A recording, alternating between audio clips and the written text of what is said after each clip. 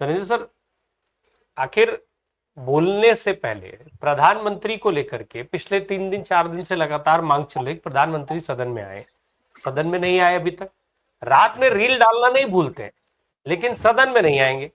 गृह मंत्री से सवाल पूछा जा रहा है कि हाँ भाई बताइए कि पहले दिन किसके कहने पे चलाई गई।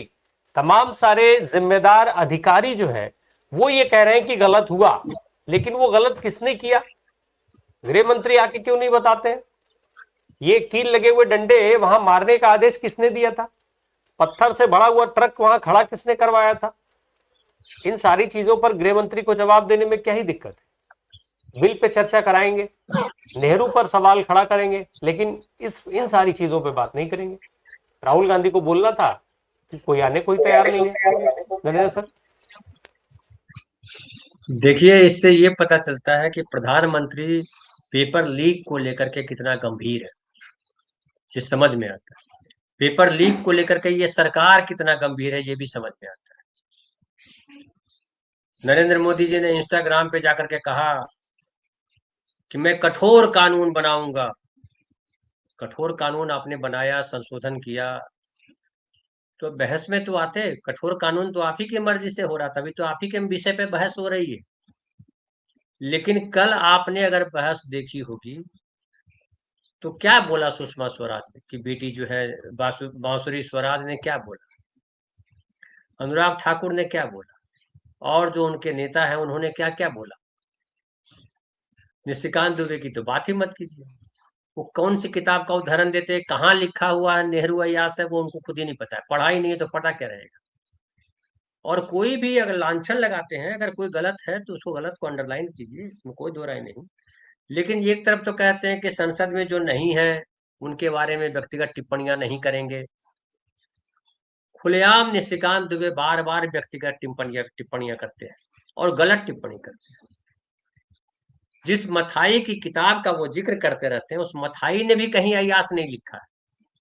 और उस मथाई ने भी कहा है कि ये जो किताब हमने लिखी है ये सच पे आधारित नहीं है, सुनी सुनाई बातों पर आधारित है। जो किताब ही सुनी सुनाई बातों पर आधारित हो, जिस किताब के बारे में वो खुद कह रहा हो लिखने वाला आदमी कि ये किताब जो है, देखिए M.O. मथाई, ये किताब कहा जाता है कि 1978 में प्रकाशित हुई और इसमें उन्होंने खुद लिखा है कि भाई ये जो किताब है इसकी प्रस्तावना उन्होंने लिखा है कि यह कोई प्रमाणिक इतिहास या जीवनी नहीं है, बल्कि उनके द्वारा सुनी सुनाई और देखी गई गपशप और संस्मरण का संग्रह है। एक तो ये। दूसरी बात, कहीं नहीं कहा है मथाई ने कि नेहरू अय्यास थे, जो निशिकांत दुबे कह रहे हैं। अब इस पर लोकसभा अध्यक्ष जो है वो चुप्पी साध लेते हैं या मुस्कुराने लगते हैं या इस पर चर्चा होती है, ये इस देश के लिए दुर्भाग्य है। ऐसे लोग संसद में बैठे हैं जो कहीं सही जगह पर सभ्य लोगों के साथ बैठने लायक नहीं। फिर से अंडरलाइन कर देता हूं, जो सभ्य लोगों के साथ बैठने लायक नहीं है वो संसद में बैठे हैं, महत्वपूर्ण पदों पर देश के बैठे हुए। ये दुर्भाग्य की बात है, देश की विडंबना है। अब आप समझिए इसको और कि राहुल गांधी जो बोल रहे हैं, राहुल गांधी ने सवाल उठाया था कि भैया पहले गृह मंत्री बताएं, कल से पहले एक दिन पहले जो संसद स्थगित हुआ 3 बार, और उसमें क्या बात थी। विपक्ष बार बार कह रहा था कि भाई पहले उस पर चर्चा कीजिए जिस पर यह हो कि पुलिस ने लाठी क्यों चलाई, वो बिना वर्दी वाले कौन लोग थे, पत्थर कौन लेकर के आया था, वगैरह वगैरह जो सवाल थे, उन सवालों पर बहस नहीं की। और उस दिन कमाल ये कर दिया कि जिस शिक्षा मंत्री को इन्होंने इस्तीफा दिलवाया, जिस शिक्षा मंत्री ने इस्तीफा दिया, उस शिक्षा मंत्री का जो पूर्व शिक्षा मंत्री हो गए धर्मेंद्र प्रधान, उनका भारी स्वागत किया गया। ये स्वागत क्यों? और अगर इतने स्वागत योग्य थे हैं तो फिर उनसे इस्तीफा क्यों लिया? तो ये कई सारे सवाल हैं और दुर्भाग्य की बात है, विडंबना की बात है कि नरेंद्र मोदी और उनके मंडली के लोग सवालों के जवाब नहीं देते हैं। और जवाब जब देते हैं, देखिएगा प्रधानमंत्री आएंगे, आखिर में तो उन्हीं को बोलना है। प्रधानमंत्री आएंगे और वो रोएंगे, इमरजेंसी की बात करेंगे, राहुल गांधी पे कुछ कटाक्ष करेंगे, कुछ इंदिरा गांधी पे करेंगे, कुछ सोनिया गांधी पे करेंगे, कुछ देश के युवाओं पे करेंगे, ये कटाक्ष करेंगे। कटाक्ष करेंगे मतलब घटिया कुछ बोल के जाएंगे। प्रधानमंत्री नरेंद्र मोदी से अच्छा बोल के जाएंगे। 12 साल में तो मैंने कुछ अच्छा नहीं सुना, आज क्या सुनेंगे आप? तो घोर निराशा का दौर है।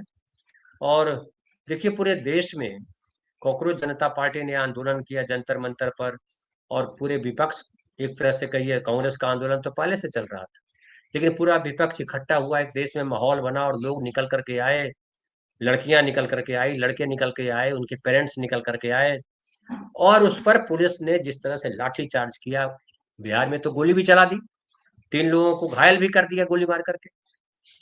लेकिन उन सब पर जवाब देने के बजाय आप जो आंदोलन करने आए थे उनको गालियां दे रहे हो, उनकी कह रहे हो कि लड़कियां कुसंस्कारी थी, कह रहे हो कि तुम ये देश विरोधी प्रोटेस्ट में आए कैसे?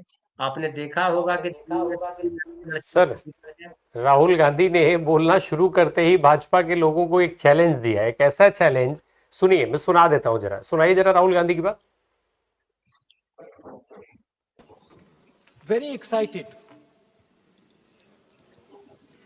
reassured by what the future of this country did on our streets. This was not anger, this was not violence, this was not hatred. This was an expression, deep expression of the youth of this country, of the future generation of this country. And I feel that all political parties must respect this expression, including my friends in the BJP. In fact, I'm pretty certain, and I've seen examples of it. If my friends in the BJP were to go and ask their own children what they felt about what their brothers and sisters were doing, they would find agreement among their own children. There is nothing wrong with what has happened, and every Indian should be proud. Rahul Gandhi ने सीधे ये चुनौती दे दी कि भाजपा के लोग अपने घर जाएं और अपने बच्चों से पूछें इन सारी चीजों के बारे में जो घटनाएं वहां पर घटित हुई हैं। कुछ चीजें तो हम देख चुके हैं, चुने हुए सांसद की बेटी ने जिस तरीके से सरकार को ललकारा, हेमंता बिश्व शर्मा की मंत्री के बेटी ने जिस तरीके से नरेंद्र मोदी को लेकर के नारे लगाए, ये सारी परिस्थितियां तो हम देख रहे हैं। इसी देश की बात तो है धनंजय सर। लेकिन देखिए क्या है ना, शर्मिंदा वो होते हैं जिनके भीतर कुछ गैरत होती है। ये गैरतमंद लोग हैं क्या? ये सबसे बड़ा सवाल है। मैं बार बार ये सवाल उठाता हूँ। जो गैरत होती है ना वो संवेदना से उपजती है। ये संवेदनहीन लोग हैं। संवेदना होती तो आजादी की लड़ाई में होते, संवेदना होती तो अगर आजादी की लड़ाई में नहीं भी लड़े तो गलती मानते और फिर जो है नेहरू की, गांधी की, इंदिरा की तारीफ करते। आप वाजपेयी जी को याद कर लीजिए, छोड़िए, इन्हीं के परिवार के वाजपेयी जी थे। क्या वाजपेयी जी ने नेहरू जी को गाली दी थी? सुना आपने किसी ने? क्या वाजपेयी जी इस तरीके से संसद से बाहर रहते थे? क्या वाजपेयी जी के समय संसद में बहस नहीं होती थी? सारे का वाजपेयी जी काबिल व्यक्ति नहीं थे? सारे काबिल व्यक्ति अब आए हैं? ये सारे सवाल है, लेकिन ये सवाल किससे है ये मुझे भी समझ में नहीं आता है।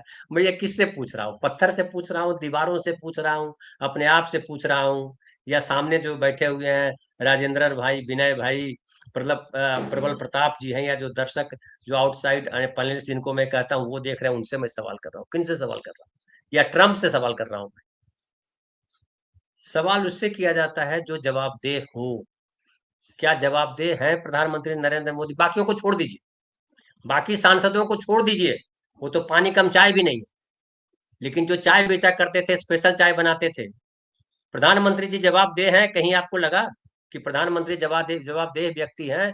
और इस घटना से जो आदमी इतना गुस्से में आ गया कि कठोर कानून बनाऊंगा, कठोर कानून बनाऊंगा और संसद में नहीं रहूंगा, मतलब कानून ऐसे ही बना दूंगा। 2024 में जो कानून बनाया था, जिसका संशोधन लेकर के आए हैं, 2024 में जब कानून बना था, 2024 में जब पेपर लीक हुआ था, जो 2024 में जब 46 लोगों को अरेस्ट किया गया था, आज भी 13 लोगों को अरेस्ट किया गया, 206, तो जो 46 लोगों को अरेस्ट किया गया था उसमें सब जेल से बाहर है।